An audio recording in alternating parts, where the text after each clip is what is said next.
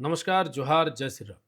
आपको बता दें कि बंगाल में चुनाव चल रहे हैं और चुनाव के दौरान भी कई जगह पर इस बार भी हिंसा हुआ है। लेकिन पिछले बार की तरह इस बार के हिंसा को इलेक्शन कमीशन टॉलरेट नहीं कर रहा है। इस बार वो एक्शन ले रहा है। एक्शन कैसे ले रहा है? इस बार साउथ 24 परगना जिला जो है, उसके अंतर्गत 2 विधानसभा के 15 बूथों पर दोबारा चुनाव हो रहे हैं। एक विधानसभा है मगरहाट और दूसरा विधानसभा है डायमंड हार्बर। मगरहाट के 11 बूथों पर दोबारा चुनाव हो रहे हैं, वहीं डायमंड हार्बर के 4 बूथों पर दोबारा चुनाव हो रहा है। ये सब चुनाव इसलिए हो रहा है क्योंकि वहां पर भाजपा कार्यकर्ताओं ने हिंसा का आरोप लगाया, गड़बड़ी का आरोप लगाया। आपको ये भी बता दें कि एक फालता क्षेत्र से एक वीडियो वायरल हुआ था जिसमें एक बूथ के अंदर ईवीएम पर भाजपा के बटन पर टेप चिपका दिया गया था और उसके बाद उस वीडियो में बेहद हंगामा हुआ। आप भी देखिए ये वीडियो। আসলে কি আসুন আসুন দেখুন 3 নম্বর বোতামটা ব্লক করা আছে কিনা ব্লক করা আছে তো ব্লক করা আছে তো কিন্তু যখন 3 নম্বর ব্লক করা আছে তো দেখে যান 3 নম্বর ব্লক করা আছে কিনা ব্লক করা আছে কিনা দেখে যান ব্লক করা আছে তো ব্লক করা আছে তো আপনার কি নাম কি দেখি আইডেন্টি কার্ড দেখি আইডেন্টি কার্ড দেখি কিন্তু যখন আপনার আইডেন্টি কার্ড দেখি इसी वीडियो के आधार पर भाजपा आरोप लगा रही है टीएमसी गड़बड़ी करने का काम कर रही है। और मैं आपको बता दूं कि पूरे प्रथम चरण में भी कहीं पर भी वैसी बड़ी हिंसा की बात नहीं आई। एक बार सुवेंदु सरकार पर हमला करने का एक वीडियो आया।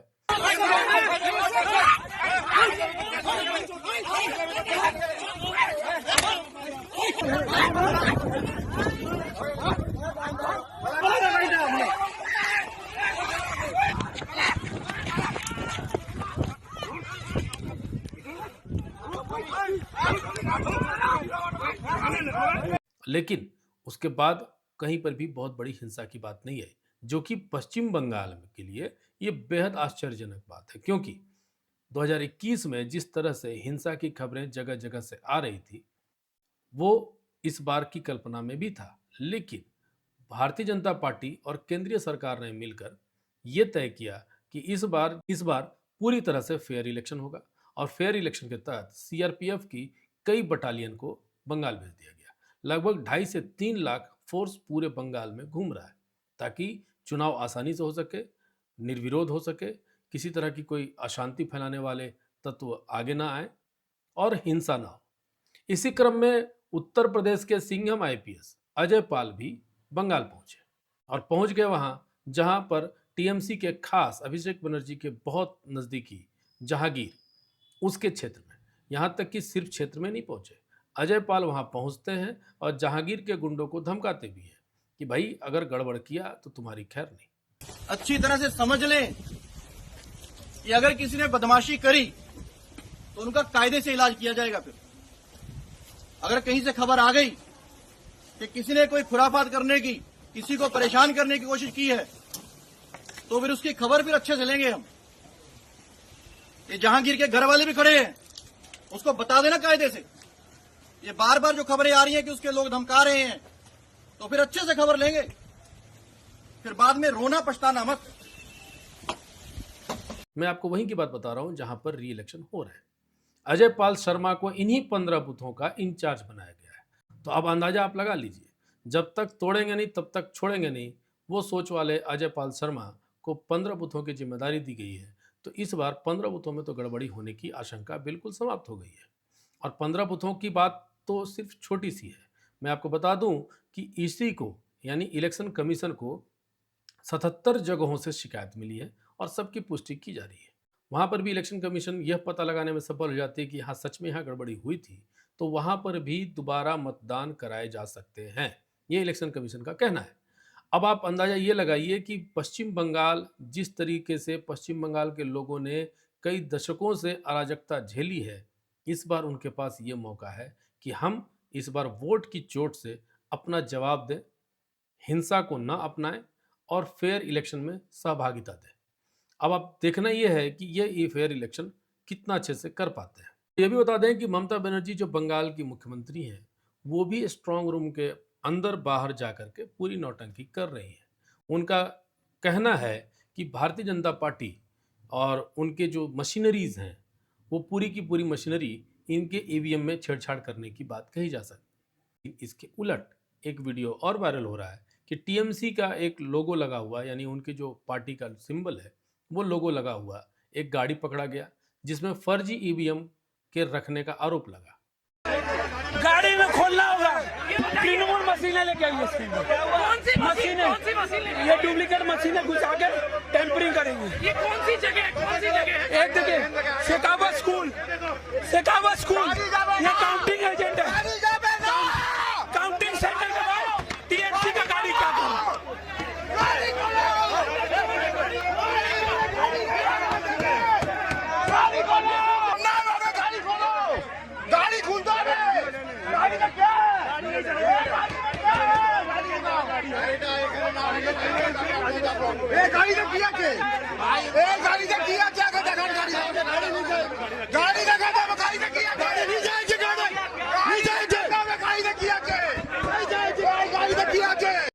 तो अब अंदाजा ये लगा लीजिए कि ममता बनर्जी जो आरोप भाजपा पे लगा रही हैं वो तो हरकत खुद ही कर रही है। हालांकि अगर इस तरह की बात अगर है, अगर ये सच है तो ये बहुत गलत है। तो आज आपको बता दें कि मतदान हो रहे हैं और उन बूथों पे जहां पर दोबारा मतदान हो रहे हैं वहां पर आज भी लंबी कतारें देखने को मिल रही है। हिंदू महिलाएं और सारे लोग खुलकर जा रहे हैं, निडर होकर जा रहे हैं वोट करने के लिए। सीआरपीएफ और अजय पाल शर्मा की टीम अपने मतदाताओं को, वहां जो मतदान करने वाले हैं उन मतदाताओं को ये भरोसा दिलाने में सफल हो रही है कि आप बेधड़क होकर जाइए, बिना डरे जाइए, अपना मतदान करके आइए। आपको कोई परेशान नहीं करेगा, कोई आपको नुकसान नहीं पहुंचाएगा। तो अब ये देखिए कि वहां पर चुनाव बड़े शांतिपूर्वक हो रहे हैं। दूसरी तरफ एक तस्वीर और आ रही है जहां पर टीएमसी के बड़े दबंग नेता हैं। वो दबंग नेता को लोगों ने रोका है बदमाशी करने से। जैसे ही वो स्ट्रांग रूम के आसपास नजर आए तो लोग उन्हें चोर चोर कह के पुकार रहे हैं। और अच्छी बात यह है कि उन्हें बचाने का काम सीआरपीएफ कर रही है। तो जिस सीआरपीएफ को टीएमसी गुंडा बोल रही है, जिस सीआरपीएफ को टीएमसी खराब बोल रही है, जो सेंट्रल फोर्सेस के ऊपर आरोप लगा रही है कि ये नुकसान पहुंचाने आए हैं, वो आज उनके हित में काम आ रहे हैं। क्योंकि जनता जितना आक्रोशित है टीएमसी से, उसमें कभी भी कहीं भी किसी भी नेता की पिटाई हो सकती है। वहां भी बचाने वाले बंगाल पुलिस नहीं, सेंट्रल फोर्स ही हैं, उन टीएमसी के नेताओं को बचाने का काम करेंगे। हालांकि जो नेता जा रहे हैं उनके बारे में ये भी पता चल रहा है कि वो बड़े दबंग किस्म के हैं, लोगों की सुनते नहीं है, जो मनाता है वो करते हैं। लेकिन यहाँ पर उन्हें भी चोर चोर का सामना करना पड़ता है। इन्हें टाइगर के नाम से जाना जाता है। चोर चोर चोर चोर चोर चोर चोर चोर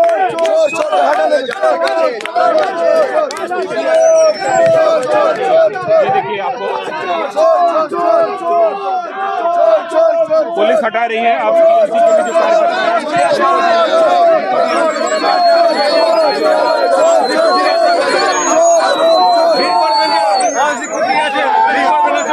वो डायलॉग याद आ जाएगा, जब तक तोड़ेंगे नहीं तब तक छोड़ेंगे नहीं। इस बार सेंट्रल गवर्नमेंट इनको जब तक तोड़ेगी नहीं तब तक छोड़ेगी नहीं वाले मूड पे है। हालांकि कल यानी 4 मई को फाइनल राउंड की गिनती हो जाएगी और ये पता चल जाएगा कि शाम तक किसकी सरकार बन रही है।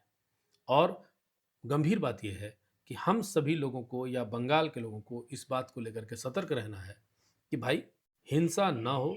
ऐसी कहीं कोई गड़बड़ी पाई जाती है तो स्थानीय स्तर पर प्रशासन को, पुलिस को, सीआरपीएफ को, सेंट्रल फोर्सेस को तुरंत खबर करें ताकि आपकी रक्षा सुरक्षा हो सके। कहीं कोई गड़बड़ी का शिकायत आता है या आपको नज़र आता है तो आप उसको ज़रूर बताइए, फोर्सेस को ज़रूर बताइए ताकि आपकी सुरक्षा के लिए वो तुरंत तैनात हो सके।